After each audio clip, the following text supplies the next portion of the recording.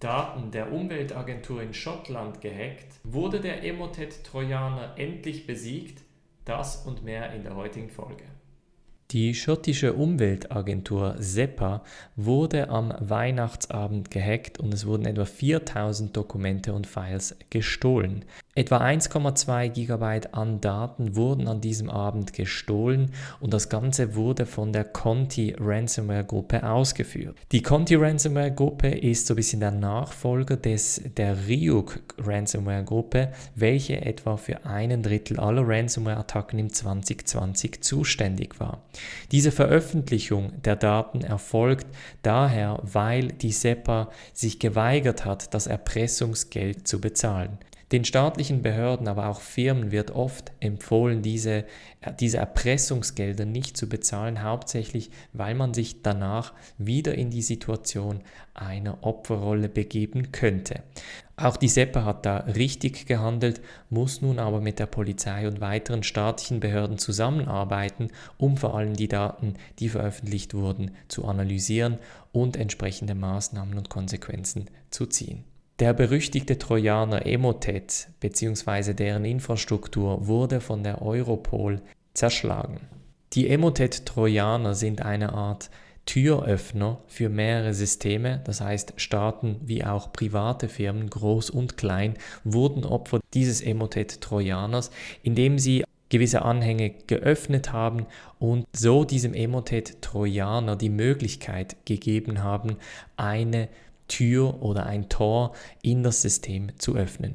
Emotet selber greift dann nicht auf das System zu, um irgendwie Ransomware etc. zu verbreiten, sondern verkauft dann diesen Zugang an weitere Firmen, die dann mit Ransomware und Malware diese Lücke ausnutzen und entsprechend Gelder fordern. Der Europol ist nun dieser Schlag gelungen und das ist natürlich ein sehr wichtiger Schlag gegen die internationale Cyberkriminalität. Das Bundesamt für Informationssicherheit sowie auch das BKA haben am Dienstag diese Woche herausgegeben, dass es bei einer konzentrierten Aktion gegen diese Infrastrukturbetreiber einen Erfolg verbuchen konnte und nun idealerweise diese Emotet-Infrastruktur außer Gefecht gesetzt wurde. Und auch diese Woche werden weitere Details zu der Sunburst-Attacke veröffentlicht.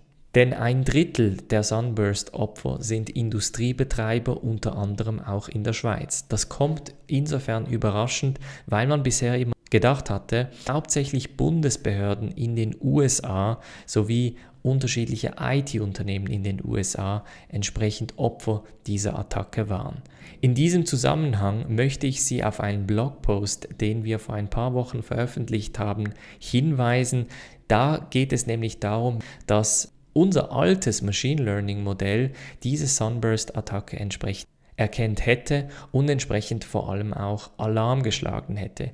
In dem Blogpost erklären wir basierend auf den Details, die zur Sunburst-Attacke bekannt sind, wie unsere Software diese Attacke entsprechend erkannt hätte und entsprechend Alarm geschlagen hätte. Ich werde diesen Blogpost verlinken unter diesem Video, das heißt, falls Sie dazu Fragen haben, können Sie sich natürlich jederzeit auch auf LinkedIn melden.